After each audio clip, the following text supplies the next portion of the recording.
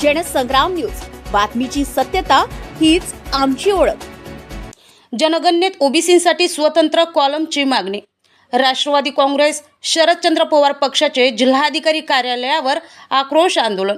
आगामी जनगणनेच्या अर्जामध्ये ओबीसी म्हणजे इतर मागासवर्गीय समाजासाठी स्वतंत्र कॉलमचा समावेश करण्यात यावा। या प्रमुख मागणीसाठी राष्ट्रवादी काँग्रेस शरदचंद्र पवार पक्षाच्या वतीने सोमवारी वर्धा जिल्हाधिकारी कार्यालयासमोर आक्रोश आंदोलन करण्यात आले। पक्षाचे जिल्हाध्यक्ष अतुल वांदिले यांच्या नेतृत्वात जिल्हाधिकाऱ्यांमार्फत मुख्यमंत्री देवेंद्र फडणवीस यांना निवेदन सादर करण्यात आले। या निवेदनात ओबीसी समाजाची स्वतंत्र जातनिहाय जनगणना करण्याची मागणी करण्यात आली।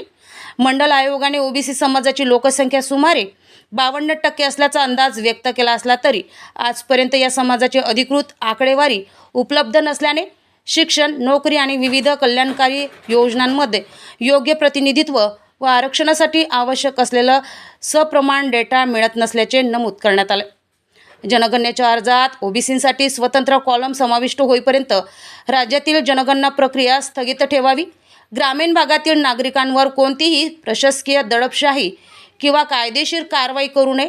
तसेच ओबीसी समाजाला घटनात्मक व कायदेशीर न्याय मिळवून देण्यासाठी शासनाने तातडीने सकारात्मक पावले उचलावीत अशी मागणी करण्यात आली।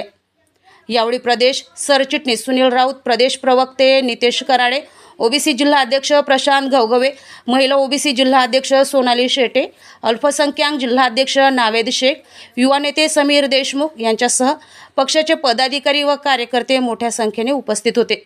प्रणय बालपांडे, जनसंग्राम न्यूज, हिंगणघाट।